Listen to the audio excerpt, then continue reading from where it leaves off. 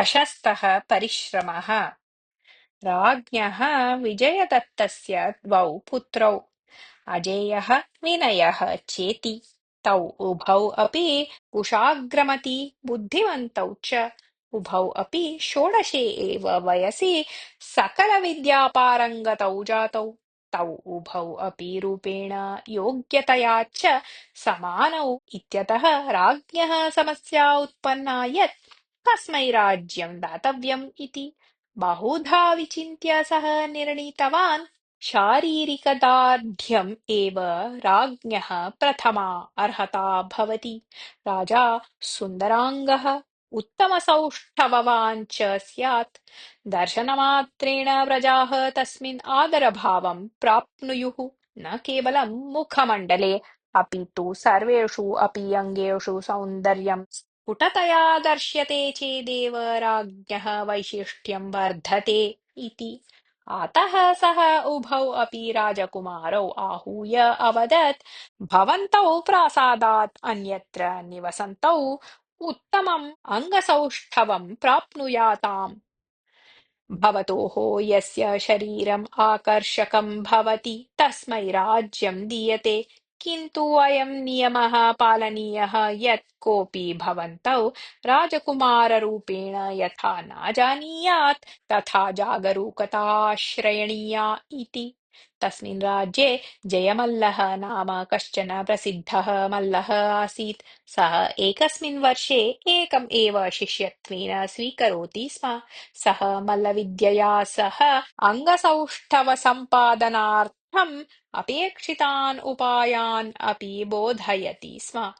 पितुः आदेशं प्राप्य अजेयः अनन्तरदिने एव जयमल्लसमीपं गतवान्। तच्च दिनं जयमल्लस्य शिष्यचयनदिनम् आसीत्। अजेयः अपि एतस्या परीक्षायां भागम् ऊढवान्।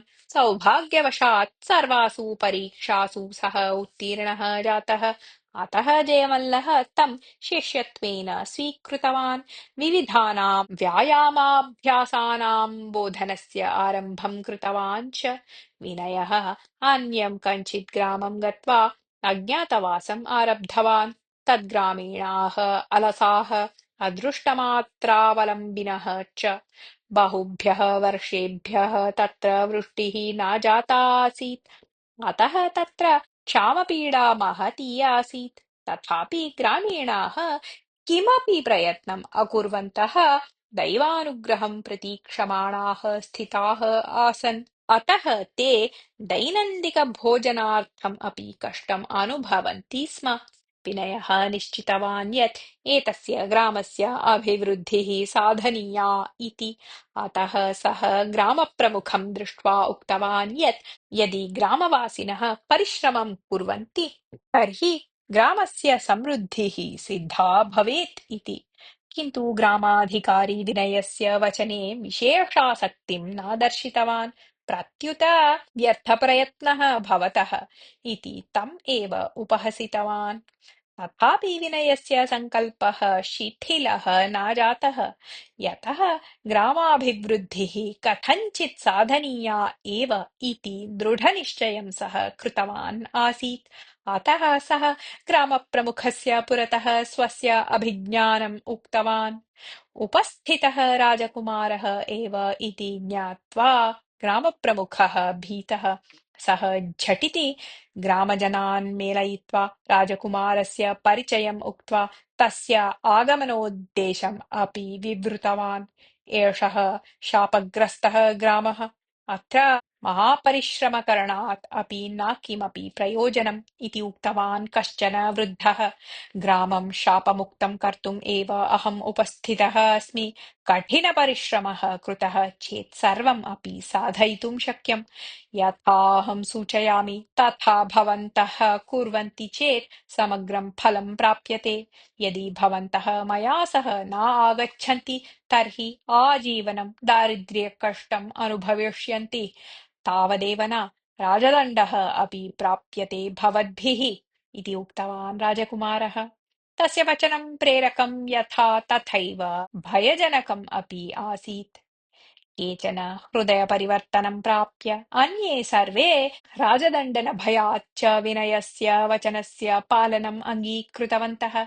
एवं समग्रः ग्रामः विनयस्य नेतृत्वे कठिनपरिश्रमे उद्युक्तः जातः। सर्वे मिलित्वा कूपान् कासारांश्च खादवन्तः। तेन ग्रामे उत्तमा जलव्यवस्था सिद्धा। सर्वे कृषिम् आरब्धवन्तः। तेषां परिश्रमः उत्तमं फलं प्रादात्। अनन्तरवर्षे सौभाग्येन मेघाः अवर्षन्। कासाराः सर्वे पूर्णाः। ग्रामस्य जलसमस्या शाश्वतरूपेण समाप्ता जाता। जनाः ग्रामे उत्तमान् मार्गान् निर्माय मार्गम् उभयतः वृक्षान् आरोपितवन्तः। वर्षद्वयाभ्यन्तरे ग्रामस्य स्थितिः पूर्णतः परिवृत्ता।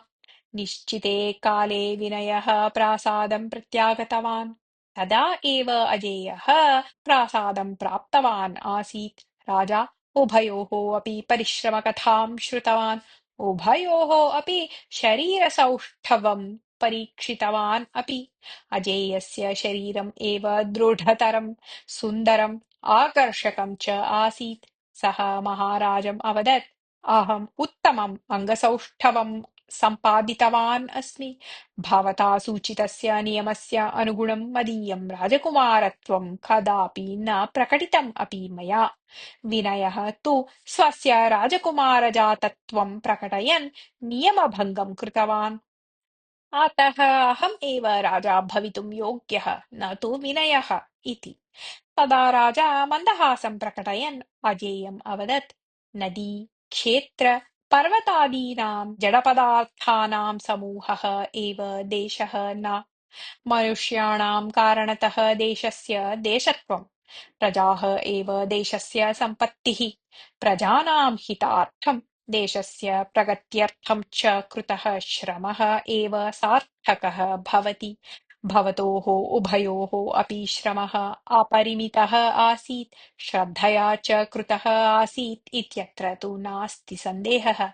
अतः एव भवन्तौ उत्तमम् अङ्गसौष्ठवं, रूपस्य आकर्षकतां च सम्पादितवन्तौ। तथापि भवतोः श्रमे अस्ति महान् भेदः। भवान् स्वशरीरमात्रस्य विकासार्थं श्रमं कृतवान्, किन्तु विनयः प्रजानां हितार्थं श्रमं कृतवान्। विनयः तु सहस्रशः ग्रामीणान् तोषितवान्। शापग्रस्तं ग्रामं नन्दनवनतुल्यं कृतवान् सः। यद्यपि सः वयसा भवतः कनिष्ठः, तथापि सः एव राजा भवितुम् अर्हः वस्तुतः। एतस्य तात्पर्यम् भवतः परिश्रमः निष्प्रयोजकः इति न। राज्ञा साधयितुम् अशक्यं कार्यम् अपि अस्ति, तच्च देशरक्षणम्। अतः भवान् सेनाधिपतिः भवितुम् अर्हति। प्रजारञ्जकः राजा, समर्थः सेनापतिः च यस्य देशस्य भवति, स च देशः विशेषप्रगतिं साधयिष्यति इति। अजेयः पितुः कथनस्य तात्पर्यं गृहीतवान्। अतः सः सेनाधिपतिपदस्वीकारं ससन्तोषम् अङ्गीकुर्वन् पितुः हर्षं वर्धितवान्। कथा समाप्ता।